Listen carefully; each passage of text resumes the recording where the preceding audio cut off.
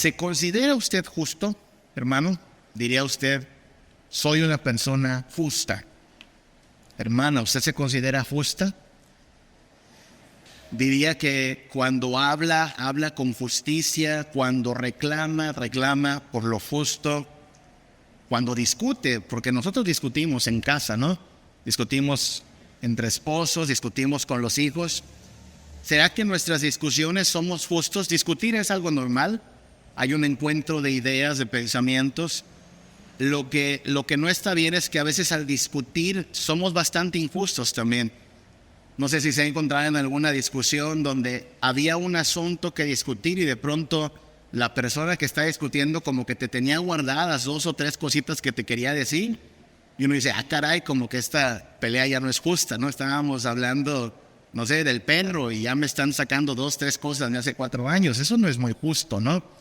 O a veces discutiendo, estas 2 palabras son de las más injustas. No sé si le parezca así, pero a mí me parece que son de las más injustas. La palabra nunca y la palabra siempre, ¿no? Es que tú nunca, y yo siempre. Es muy injusto eso, porque no es nunca y no es siempre. Así es que la justicia no tiene que ver solo con lo que pasa en los tribunales, con abogados y con litigios. La justicia tiene que ver en lo que hacemos en nuestra vida cotidiana, tus negocios, tus tareas. A veces esperamos que alguien haga en la casa todo y nosotros no queremos hacer mucho. ¿Le ha pasado eso con sus hijos? Alguien sí arregla su cuarto, alguien no arregla su cuarto, pero quieren la misma comida, ¿no? Aun cuando el apóstol Pablo dijo que el que no trabaja, que no coma, pero ambos quieren recibir mucho, pero no aportan mucho. Eso es complicado. La justicia no tiene que ver, le digo, solo con la policía y los jueces, tiene que ver con lo que hacemos en nuestra vida cotidiana. En ese contexto, hablando de la justicia, nuestro Señor Jesús pronunció el Sermón del Monte. Recuerde que el Sermón del Monte es también conocido como el Sermón del Reino de Dios.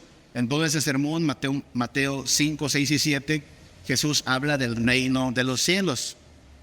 Los pobres en espíritu son los que van a heredar el reino de los cielos. Al reino de los cielos no puedes entrar con la justicia de los fariseos, necesitas una justicia mayor. No vas a hacer tu justicia delante de los hombres, sino delante de Dios. El reino, de eso se trata. ¿Cómo vivimos como ciudadanos del reino de los cielos? La justicia es una muy importante prioridad para nuestro Dios, es una prioridad para el pueblo de Dios. Acabamos de entonar también hoy en esta reunión el himno número 60. Usted sabe, y si no lo sabía, se lo comunico. Este himno es el himno emblema de nuestra denominación, el himno 60, Soberano Señor de los mundos. Es un himno que habla de la soberanía de Dios sobre todas las cosas, independientemente si a usted o a mí nos parece bien o mal, lo que importa es que Dios gobierna. Pero importante es que en el coro dice que ¿qué cosa llenará el orbe? Que es, orbe significa el planeta. ¿Con qué se llenará el orbe? Dice este himno, con tu justicia. Porque el reino de Dios es un reino de justicia. Hoy no hay tanta justicia como quisiéramos. Como hemos visto, impera la corrupción, el engaño. También hay bastante injusticia, impunidad. Pero un día la tierra será llena de la justicia de nuestro Dios. Y los habitantes de esa nueva tierra están llamados a vivir desde ahora. Estamos llamados a vivir desde ahora en justicia. El Salmo 23, que no solo lo sabemos, sino que incluso lo cantamos hoy también, ¿qué dice? ¿Se acuerda? ¿Por dónde nos conduce nuestro Dios? ¿Por sendas de qué? De justicia, ¿se da cuenta? La justicia es importante para nuestro Dios. Dios quiere sacarnos de la mentira, del engaño, de la corrupción y encaminarnos por sendas de justicia, por amor de su nombre. Eso es importante porque cuando vemos la ley de Dios, sabemos que la ley de Dios es un reflejo del carácter de nuestro Dios. Es muy importante, hermanos, así es como leemos el Antiguo Testamento. La ley de Dios es reflejo del carácter de nuestro Dios. Si Dios es justo, entonces sus leyes son justas. Si Dios es santo, entonces sus leyes son santas. Por eso este pasaje es tan importante entenderlo a la luz de la ley de Dios y del carácter de nuestro Dios. Dice Jesús en Mateo 5:38, oísteis que fue dicho ojo por ojo, diente por diente. Esa es la justicia de Dios. Esta es ley de Dios. Y no, ya dijimos desde hace 3 domingos que Jesús no está diciendo, ya no vamos a jugar bajo esas reglas. No, esas reglas no han sido eliminadas. Ojo por ojo, diente por diente. Sigue siendo una ley justa. Yo sé que a lo mejor eso puede causar un poco de extrañeza porque algunos piensan que no debe ser así. Pero lo que hemos planteado es, hermanos, estamos hablando de justicia. Ojo por ojo, diente por diente. Lo dijimos desde hace 3 domingos. Es una buena norma de vida. Lo que significa es que cuando usted y yo somos agraviados, tenemos, si nos lo permiten las circunstancias, derecho a pedir que se nos restituya. Oye, tu hijo me rompió un vidrio de mi ventana. Por favor, repáramelo. Ay, perdón. No, claro, te perdono. No te voy a envenenar por eso, pero págame mi vidrio. Ay, pero no que son cristianos ustedes. Claro que somos cristianos, pero el ser cristiano no quiere decir que no pidamos justicia. No. Y si usted o nuestro hijo le rompe un vidrio al vecino, ¿qué tiene que hacer el hermano de Príncipe de Paz? Ir, hola vecino, ¿sabe qué? Mi hijo rompió su vidrio. ¿Cuánto le debo? Vamos a repararlo. Nada de que como no lo viene un hijo, tú haces como que nadie te vio y nadie hizo nada. No, porque somos siervos del Rey de Reyes y en el reino de Dios la justicia impera. ¿Se da cuenta? Justicia. Ojo por ojo, diente por diente, ni más ni menos que lo justo. Se espera, hemos dicho, que los tribunales ejerzan justicia. Nosotros quisiéramos que los tribunales castiguen, no más, no menos, sino con justicia. Tristemente en la tierra no siempre hay justicia en los tribunales y entonces nosotros esperamos el juicio de Dios donde no habrá corrupción y la justicia será severa. Por eso no nos desesperamos cuando vemos que los corruptos prosperan, cuando vemos que los malos hasta viven de manera mejor que los que quieren ser justos. Decimos, tranquilos, ahí viene el día del Señor y habrá justicia. Claro, mientras hay tiempo de arrepentirse. ¿Y qué más quisiéramos? Que el injusto se arrepienta para que no conozcan la ira de Dios, pero el día de la justicia se acerca. Y por lo tanto, cuando la Biblia enseña la ley ojo por ojo, diente por diente, estamos hablando de que demandar resarcimiento y restituir al agraviado es siempre, siempre justo. Así es que por favor, cuando pensamos en la vida cristiana, pensemos en esto de ser justos. Gran parte de nuestro cristianismo, hermanos, va a ser evaluado no por cuánto sabemos de la ley de Dios o de la palabra de Dios, sino por qué tan justos somos donde estamos. No sé si le ha pasado. O sea, a nuestros vecinos, a sus parientes incrédulos, a nuestros conocidos, no les importa en gran parte si nosotros podemos definir correctamente la doctrina de la expiación penal sustitutoria. Es una doctrina muy importante. No les importa si repetimos el credo niceno o el credo de Calcedonia. Ellos ven una cosa: ese pariente, ese vecino que todos los domingos sale a esa iglesia en María Luisa, ¿es justo o es injusto?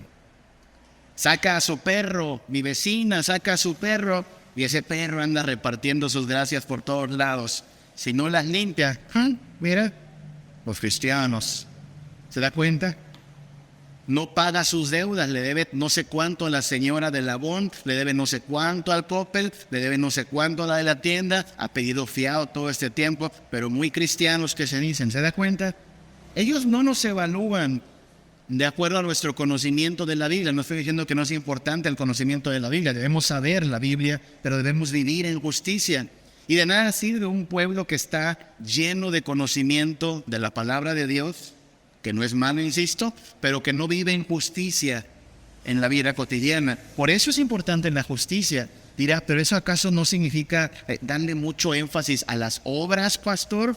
¿No que este es un evangelio de gracia? ¿Qué decimos nosotros? Por supuesto que creemos que solo la gracia y solo justificados en Cristo Jesús tenemos paz para con Dios, pero la gracia que nos es dada para ser salvados también nos da santidad para vivir en obediencia a Cristo. Porque por nuestros frutos se conoce quién es de Dios y quién no es de Dios. Así es que el llamado del cristiano es un llamado a vivir en justicia. Es una pregunta que tenemos que hacernos continuamente. ¿Estoy viviendo en justicia? Termina siendo casi un sinónimo de santidad, ¿no? Vivir en santidad es vivir en justicia. A veces como que se toma muy religiosamente la palabra santidad y hay quien podría pensar que santidad tiene que ver con lo que hacemos en un culto el domingo. No, santidad tiene que ver con lo que hacemos todos los días en cuanto a la justicia también. Ahora, el pasaje que estamos leyendo comenzó con el ojo por ojo y diente por diente, pero Jesús da un giro ahí repentino y dice, pero ¿saben qué? No resistáis al que es malo. O sea, por un lado dice ojo por ojo, diente por diente. Dijimos, eso está bien, cuando se puede. Pero recuerde que Jesús está hablando en una época donde están oprimidos por los romanos. Los romanos son los que traen la espada. Los romanos son los que te pueden ordenar, hey, tú, llévame esto para allá, porque es una orden. Y donde no obedezcas te puedo matar. Los romanos pueden entrar a tu casa y hacer una inspección si tú querías. Los romanos demandan tributo. Así es que en ese momento en que Jesús dice esas palabras, Roma tiene del cuello al pueblo de Israel. Y en ese contexto debemos entender lo que dice el versículo 39. Yo os digo, no resistan al malo, o sea, no se le opongan al malo, no se pongan al tú por tú con el malo, van a llevarla de perder. Entonces, dice Jesús, a cualquiera que te hiera en la mejilla derecha, vuélvele también la otra. No sé si ha pensado en lo que está diciendo Jesús, porque el promedio de las personas es derecha o zurda. ¿Qué somos más en el mundo, diestros o zurdos? Diestros. Y una persona diestra, ¿en qué mejilla te daría una cachetada? ¿En la derecha o en la izquierda? ¿Sí? ¿En qué mejilla te daría una cachetada a ti? En la izquierda, ¿verdad? ¿Cómo tendría que ser un golpe si yo soy diestro para darte una cachetada o un golpe en la mejilla derecha? ¿Cómo tendría que ser? Así, ¿verdad? ¿Te das cuenta de lo que está diciendo? O sea, Jesús no está haciendo una cachetadita de telenovela. No. Está hablando de alguien que está usando toda la fuerza de su brazo para azotar el rostro. Alguien que usa una fuerza desmedida. Y entonces Jesús dice, a cualquiera que te hiere en la mejilla derecha, vuélvele también la otra.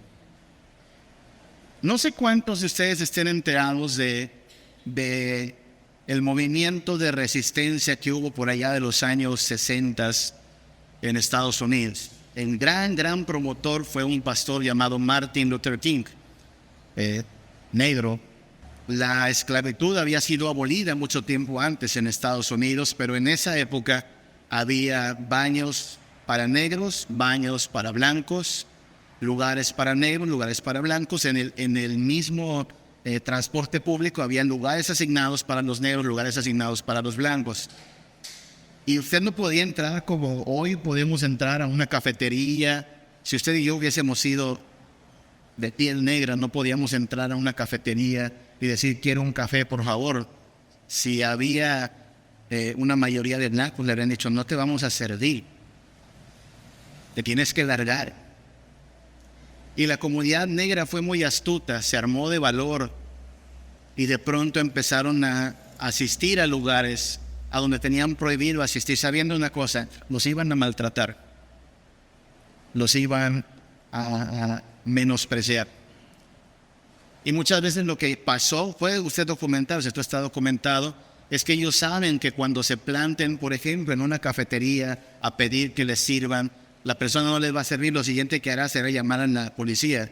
Tengo aquí unos revoltosos que no se someten a las leyes. Y entonces los amenazan, te vamos a mandar a la cárcel.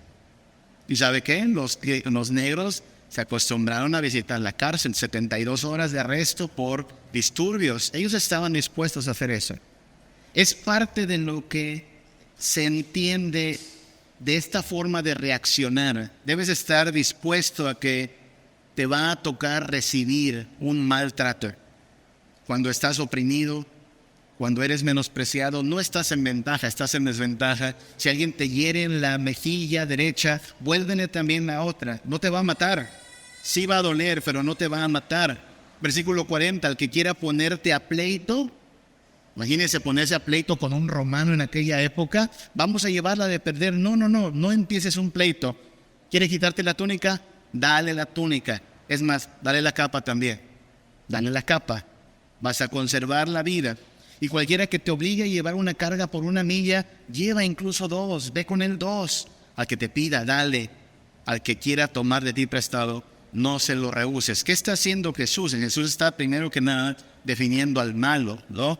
No lo resistas, porque es opresor, porque es violento, porque es peligroso, porque es poderoso, porque va a actuar con injusticia.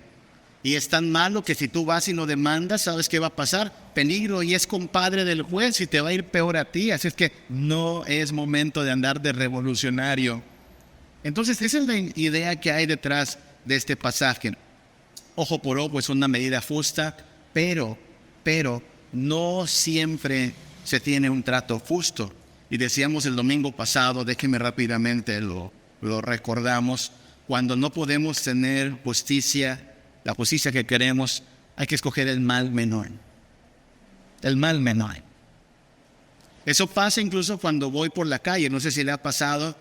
Va usted por la calle y ve allí a un grupo de, vagos. Y dice, oiga amigo, ¿no tiene 10 pesos? Mira, si traes 10 pesos, colabora. Saca una moneda, dales una moneda. No te van a mirar mal, a lo mejor a la próxima hasta te conocen y un día no te hacen nada. Eso es más o menos no buscar un pleito innecesario. Oye, pero se lo van a gastar en droga. Drogadictos ya son, yo creo. Así es que no vamos a ponernos al tú por tú. Oigan ustedes, bola de vagos, malvivientes, ¿por qué están aquí? Son un peligro. No hagas eso. No sabes cómo te puede ir. Eso es buscar el mal menor. Eso es proteger también a la gente que amamos. Hay veces incluso se puede ser colaborador en vez de revolucionario. Sí, lo hemos aprendido. En esta época de dificultades en cuanto a lo que el gobierno quiere hacer, redefiniendo el matrimonio, redefiniendo la familia, ¿sabe?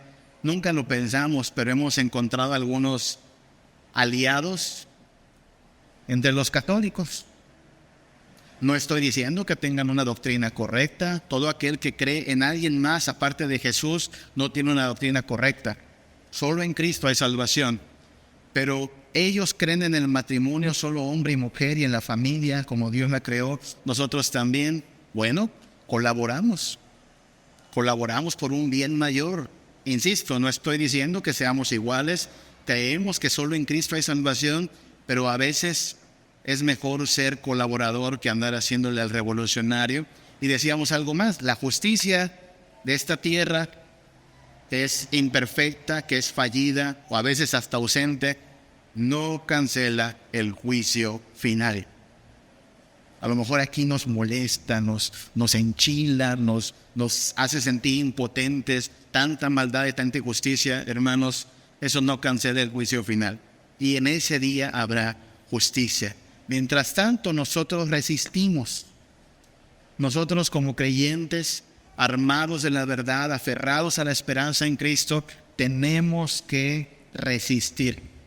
Me encanta cómo lo dice esta alabanza que a veces entonamos, ¿no? No nos detendremos, no nos moverán, nosotros vamos a permanecer firmes en Cristo. Permítame, comparto brevemente entonces algo que podríamos llamar un breve manual de la resistencia cristiana. ¿Cómo es que nos toca resistir en este mundo donde quisiéramos que la justicia sea ojo por ojo, diente por diente, pero a veces, como incluso el juez está corrompido, pues hay que poner la otra mejilla, ir 1 milla más, dejar que se lleve nuestra túnica y nuestra capa, porque no es momento de armar una revolución, sino de soportar. Número 1, ¿qué hay que hacer? Si somos la resistencia cristiana, hay que esperar el conflicto, hermanos.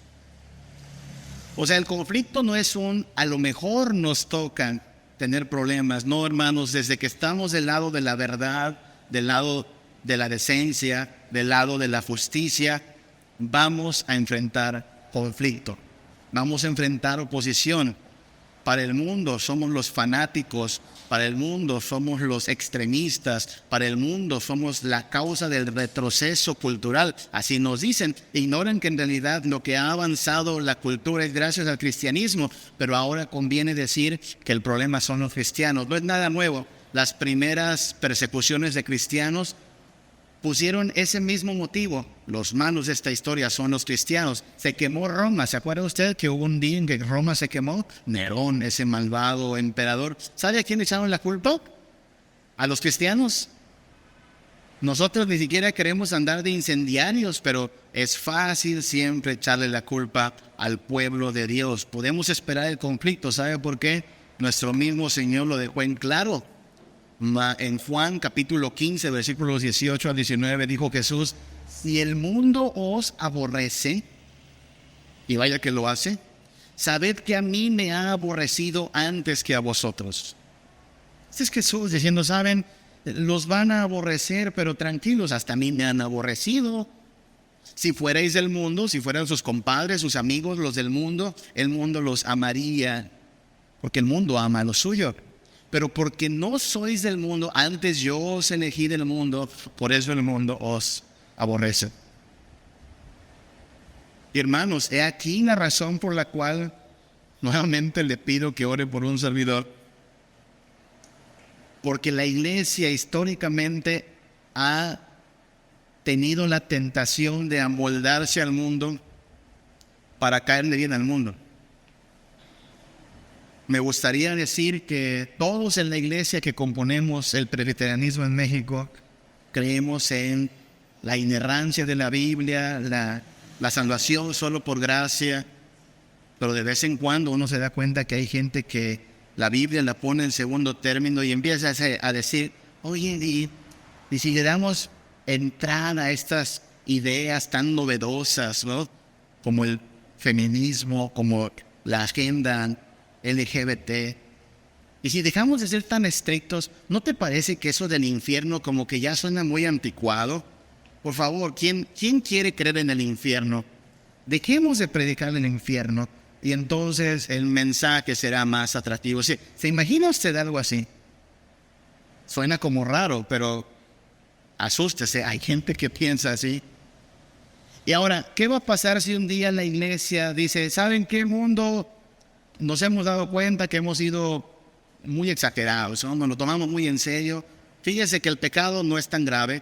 Fíjense que el infierno no existe. Fíjense que puedes seguir viviendo como tú quieras vivir. No importa, Dios te ama. ¿Qué va a decir el mundo ante un mensaje así?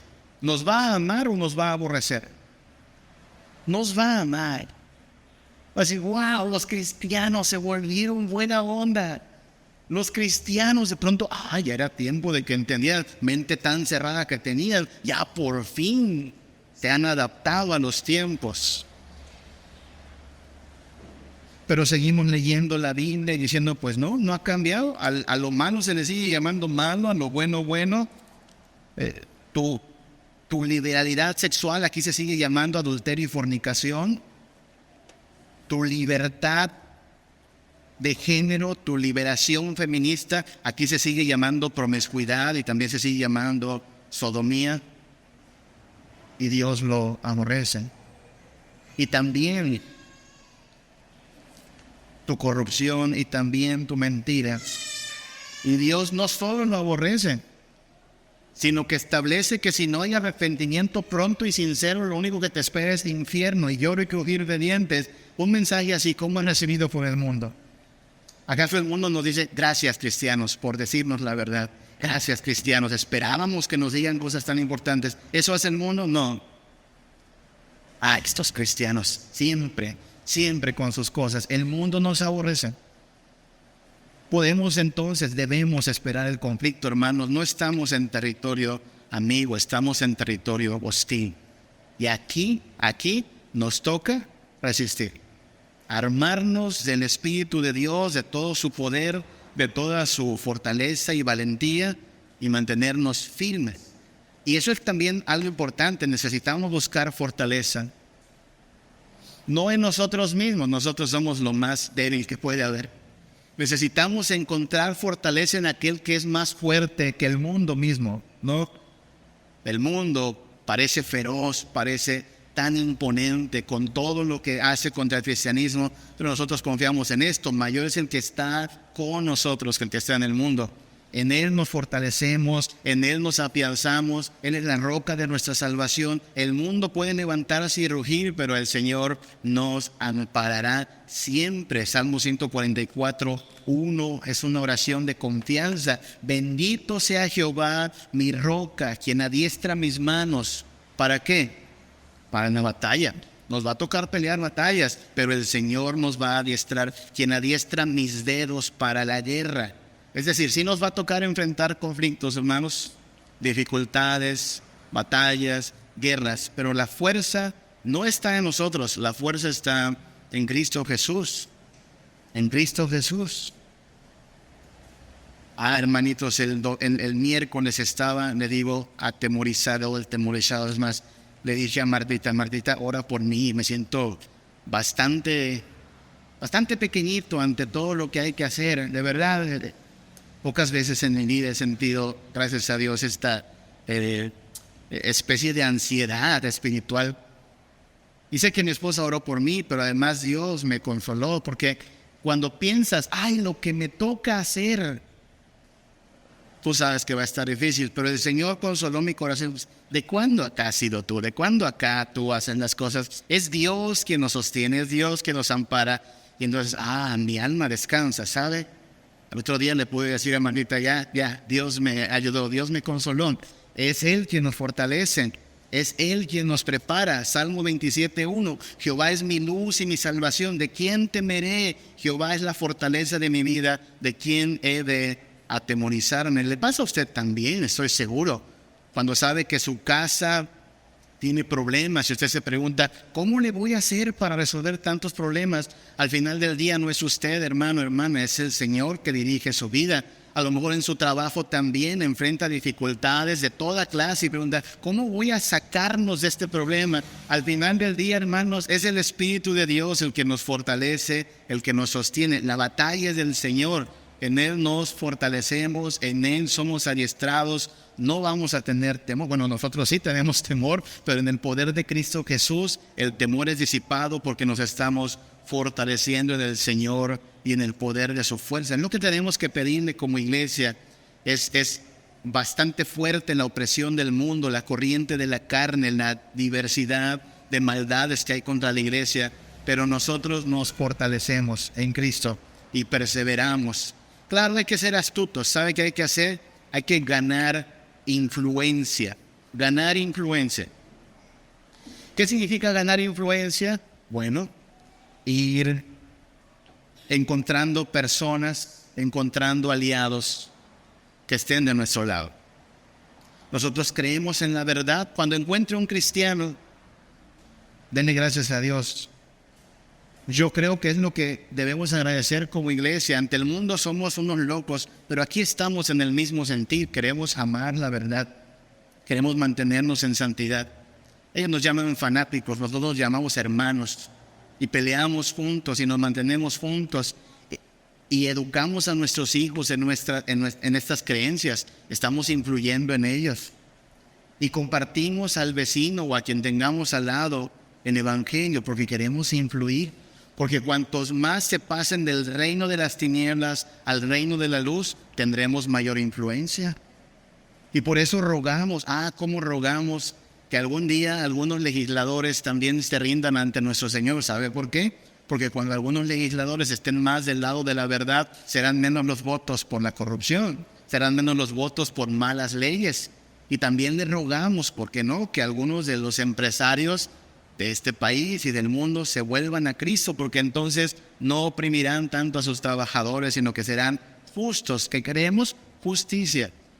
A usted tiene que ser influyente en el área en que Dios le ha puesto.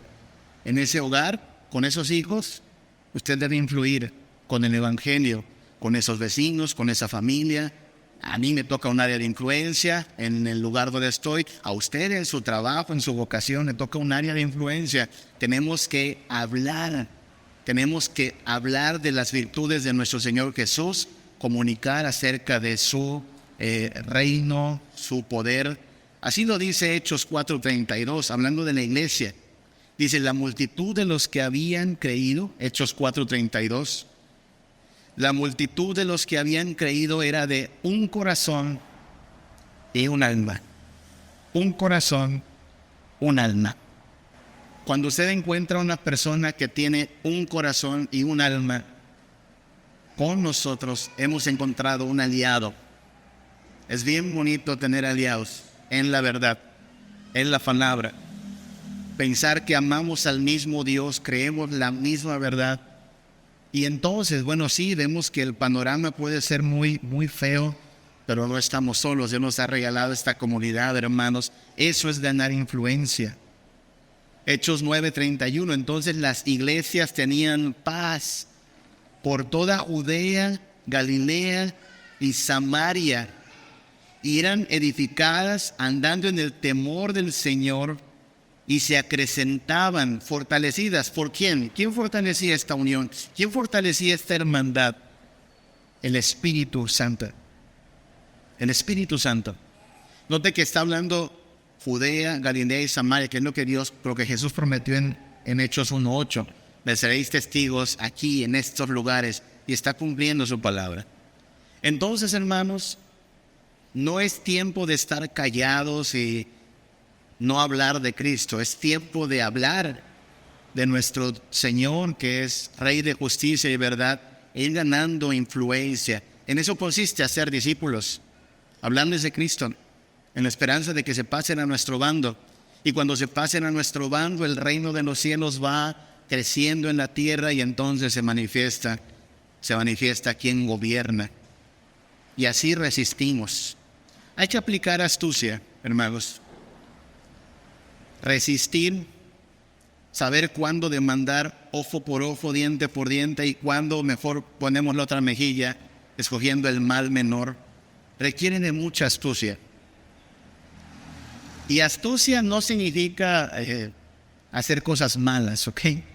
Astucia significa tener sagacidad, tener sabiduría, saber cuándo hablar, cuándo callar, saber cuándo decir sí, cuándo decir no. Jesús lo dijo así, Mateo 10:16, he aquí, yo os envío como ovejas en medio de lobos. Eso es peligroso, ¿no? Imagínense, somos ovejas en medio de lobos, cuídate mucho. Entonces dice, sed prudentes como serpientes. Otras traducciones dicen, sed astutos, mucha astucia, como serpientes, pero sencillos como palomas. Inocentes, dicen otras traducciones. Es decir, eso es lo complicado, porque el país en que vivimos, tan acostumbrado a la corrupción, festeja la corrupción. Ya le he dicho, no falta el papá que ve que su hijo ya aprendió a engañar, ya aprendió a mentir, y el papá orgullosamente dice, me salió abusado mi hijo. Salió abusado, chamaco. Y festejamos que el niño ya sabe hacer tranzas. Pero ¿qué pasa cuando a ese mismo niño le hacen una tranza a los demás? Nos molestamos, ¿no? Le hicieron trampa a mí, pues le salió más abusado el otro. Festéjanlo, ¿no? Pero ese es el problema. Y algunos piensan que astucia tiene que ver con hacer cosas malas. No. Prudentes como serpientes, pero sencillos, limpios, inocentes, como palomas. De algo así hablaba también Pablo en Romanos 16:19. Quiero que seáis sabios para el bien, o sea, abusados para lo bueno, pero para lo malo, ingenuos. Porque existe esa idea también, ¿no? De cuando alguien dice, te falta malicia, chavo. Te falta malicia. No te falta malicia. No queremos aplicar malicia. Astucia, sí. Sabiduría, sí. Pero para lo bueno, para lo que vale la pena, para la maldad, no.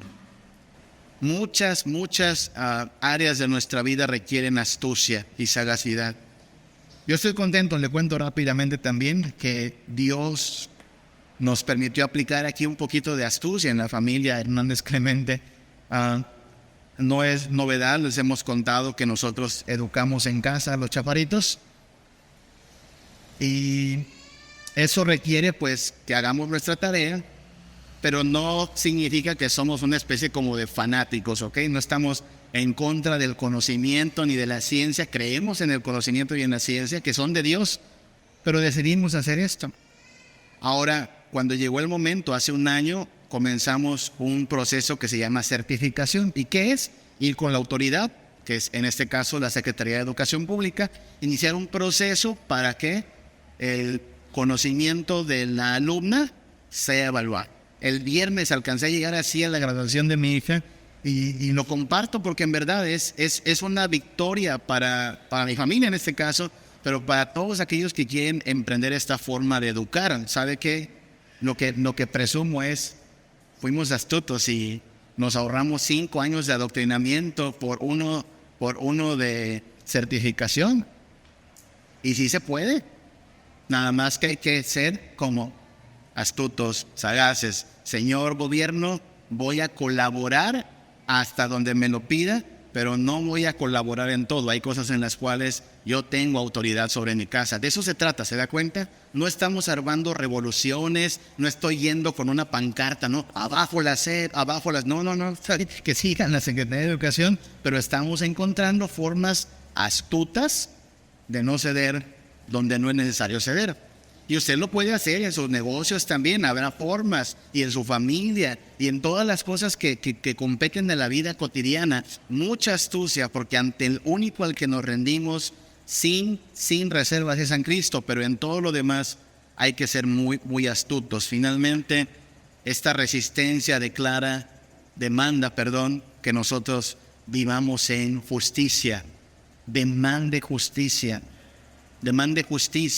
Si le están robando, no se sienta culpable por ir y poner una denuncia. Ay, tú eres cristiano, sí, pero pido justicia. Si a usted le agravian, si a usted le acosan, incluso dentro de la iglesia, pida justicia. Usted sabe que en la iglesia tenemos tribunales, ¿verdad? Y sabe que hay disciplina eclesiástica. Y de hecho, alguien que no se arrepiente está próximo a ser excomulgado. Entonces, no se sienta culpable por decir, es que voy a hablar y ¿cómo me van a mirar? No, hermano, demande justicia. Es lo que queremos los cristianos. Pero antes también de demandar justicia en otros lugares, demandémonos justicia a nosotros mismos. Mirémonos y preguntémonos, ¿estoy viviendo en justicia yo? ¿Estoy aplicando justicia a mi negocio? ¿Cuántos de aquí tienen un negocio? ¿Está aplicando justicia en su negocio? ¿Estoy aplicando justicia en mi trabajo? Porque si le pido a mi compadre que llegue antes que yo y me cheque mi tarjeta para que yo pueda llegar más tarde, eso no es justicia, ¿verdad? Porque si estoy agarrando algo que no es mío y me lo estoy embolsando porque pues en casa lo ocupamos, eso no es justicia, ¿verdad? ¿Estoy viviendo en justicia acaso cuando discuto con mi familia, con mi esposa, con mi esposo? ¿Estoy haciéndolo con justicia o estoy siendo injusto, solo discutiendo por el gusto de discutir?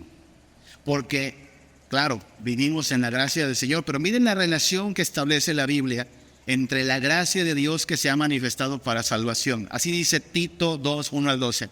La gracia de Dios. ¿Cómo se nos da esa gracia? En Cristo Jesús, por su sangre, en la cruz, muriendo por nosotros. Gracia abundante. Todo pecador, todo maleante, todo asesino, todo pagano, todo idólatra, es lavado en la sangre de Cristo.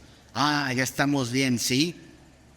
¿Y qué nos enseña esa gracia? Versículo 12. A renunciar a la impiedad y a los deseos mundanos y a vivir en este siglo sobria, justa y piadosamente.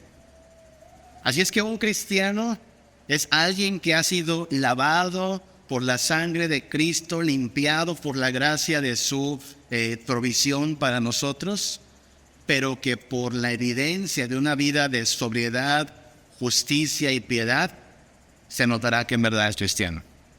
Esa es la forma en la cual estamos llamados a vivir en esta tierra como habitantes del reino de los cielos, hermanos. Deje que el mundo siga con su estilo de vida de vicio, de tranza, de maldad.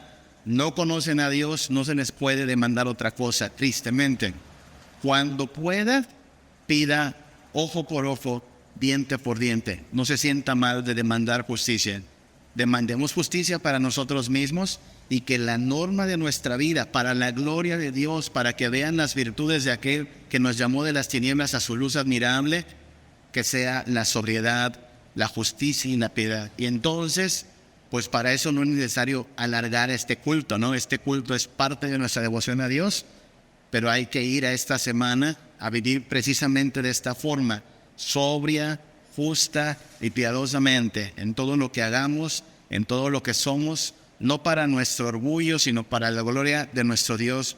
Vivamos así, hermanos. Dios nos ayude, porque la corriente del mundo es muy fuerte, pero en el Espíritu de Dios podemos vivir sobria, justa y piadosamente.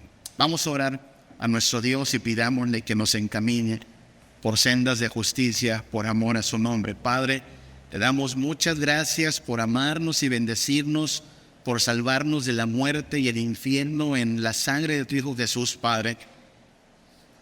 Y sabemos por tu palabra que tú quieres que vivamos de una manera distinta al mundo, que ya seamos diferentes a lo que éramos antes de que tú nos rescataras, Padre.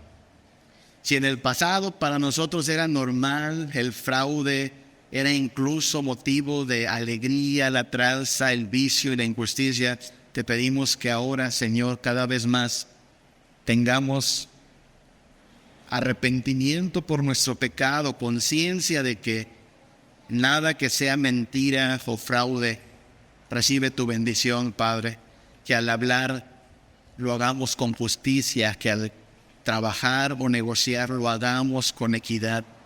Que en esta vida, Señor, al único al que queramos agradar como iglesia y cada uno en lo individual sea a ti, Señor. No permitas ni que nos amoldemos al mundo o a la carne, sino que fortalecidos en tu espíritu nos mantengamos firmes en la verdad, Padre. No es en nuestras fuerzas, es en tu poder, y por eso te pedimos que nos sostengas, nos mantengas, nos dirijas y nos ayudes a permanecer fieles hasta el final, Padre. Obra en nosotros tu santidad, tu justicia, tu verdad, y que entonces ser cristiano sea algo que no solo decimos, sino que también es manifiesto por nuestra forma de vivir, Padre. Guárdanos del mal, ayúdanos en nuestras debilidades y necesidades, sosténnos en todo lo que viene en estos días, porque tú eres nuestro Dios, nuestro refugio y nuestra fortaleza. Guárdanos, Señor, te lo pedimos en el nombre de Cristo Jesús. Amén. Cuando pienso en tu amor tan bello y te veo a ti en santidad, y tu divinidad excede las riquezas de este mundo. Cuando te siento en mi corazón, cuando me llamas con tu amor,